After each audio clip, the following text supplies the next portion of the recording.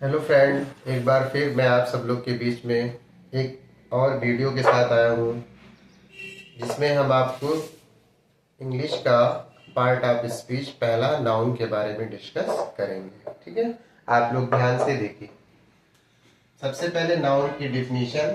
Noun is the name of person, place, things and feelings. Example: Ram, chalk, marker, Kanpur, honesty, pity, beauty, ETC इत्यादि। Noun और एक noun की definition और है short में, जिसको कहते हैं बेटा noun is the naming word. ठीक है, दुनिया की सारी चीज जिसका हम नाम रख सकते हैं वो सारी चीज क्या है? नाउन है। ठीक है, नेक्स्ट हम नाउन के काइंड्स के बारे में पढ़ेंगे। Kinds of noun. There are 5 types of noun. Number 1 proper noun, दूसरा है कॉमन नाउन, कलेक्टिव नाउन और मैटेरियल नाउन और ऑब्स्ट्रैक्ट नाउन। ठीक है, प्रॉपर नाउन वो होता है जिसका कोई स्पेशल नाम होता है। किसी भी चीज का अगर स्पेशल नाम होगा तो वो किस श्रेणी में आएगा? प्रॉपर नाउन के अंतर्गत। कॉमन नाउन वो नाउन होते हैं जिनका जनरल नाम होता है, मतलब ऐसा नाम जिसको हम हर किसी को कह सकते हैं, वो जनरल नाम किस में आते हैं? कॉमन नाउन में।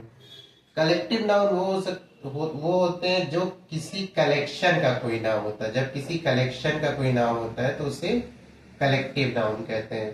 मटेरियल नाउन वो होते हैं जिनसे कोई चीज का निर्माण किया जाता है। वो सारे सब्सटेंस के जो नाम होते हैं वो मटेरियल नाउन के अंदर आते हैं। ऑब्स्ट्रैक्ट नाउन वो होते हैं जो किसी की फीलिंग्स होती हैं, जिनको हम टच नहीं कर सकते हैं, केवल और केवल फील कर सकते हैं। वो सारे नाउन किस में आएंगे? ऑब्स्ट्रैक्ट नाउन के अंदर। जैसे पिटी, ऑनेस्टी, ब्यूटी। नेक्स्ट, नाउन को एक काउंटिंग के हिसाब से भी 2 कैटेगरी में बांटा गया। एक होता है काउंटेबल नाउन जिसको हम गिन सकते हैं, और एक होता है अनकाउंटेबल नाउन जिसकी हम गणना नहीं कर सकते हैं।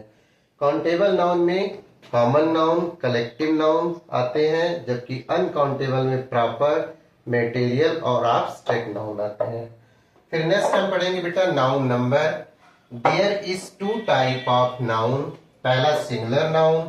सिंगुलर नाउन वो होते हैं जो एक संख्या को डिनोट करते हैं। जब किसी चीज की संख्या 1 होती है तो किस नाउन के अंतर्गत आएंगे? किस नाउन नंबर के अंतर्गत आएंगे? सिंगुलर नंबर के।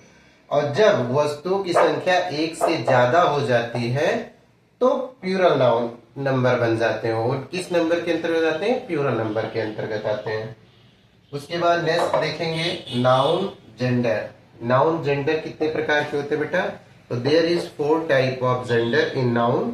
पहला है masculine gender. Masculine gender male personality को दिखाता है। दूसरा है फेमिनाइन जेंडर जो कि फीमेल पर्सनालिटी को दिखाता है। तीसरा है कॉमन जेंडर जो कि मेल और फीमेल दोनों पर्सनालिटी को दिखाता है। न्यूटर जेंडर वो चीजें होती हैं जिसमें जीवन नहीं पाया जाता, जैसे कोई वस्तु जिसमें जीवन नहीं होता, वो उन सारे लोग का जो जेंडर होता है वो न्यूटर जेंडर के अंतर्गत आता है। Next noun case. Noun case वे होते हैं, मतलब किसी भी वाक्य में नाउन किस रूप में कार्य कर रहा है ये बताने वाले जो शब्द होते हैं वही नाउन केस कहलाते हैं। जैसे पहला केस होता है बेटा सब्जेक्टिव केस। सब्जेक्टिव केस वो जब नाउन एज ए सब्जेक्ट किसी वाक्य में प्रयोग होता है तो उसे नाउन का सब्जेक्टिव केस कहते हैं। सेकंड नंबर पे क्या है? Objective case. जब किसी वाक्य में नाउन ऑब्जेक्ट के रूप में आता है तो उसको ऑब्जेक्टिव केस कहा जाता है। तीसरे नंबर पर पॉसेसिव केस। जब किसी वाक्य में नाउन किसी नाउन पे अधिकार दिखाने का कार्य किया जाता है तो वहां पर पॉसेसिव केस का प्रयोग किया जाता है। चौथे नंबर पर आएगा केस ऑफ एड्रेस।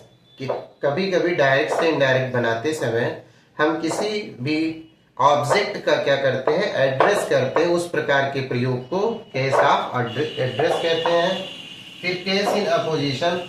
जब नाउन से जुड़ी हुई कोई और जानकारी को कामा लगाकर नाउन के साथ में रखा जाता है तो उस प्रयोग को केस इन अपोजिशन कहा जाता है। और लास्ट है ऑब्जेक्ट ऑफ प्रीपोजिशन। किसी भी प्रीपोजिशन का एक ऑब्जेक्ट होता है जो उसके जस्ट बगल होता है और वो कोई ना कोई नाउन होता है। जब प्रीपोजिशन के ऑब्जेक्ट के रूप में नाउन प्रयोग होता है तो उस केस को कहते हैं प्रीपोजिशन ऑफ ऑब्जेक्ट। ठीक है, तो बेटा ये नाउन के बारे में सारी डिटेल है, इसको आप एक दो बार रिवाइज करिए और इसको पढ़िए। Thank you students.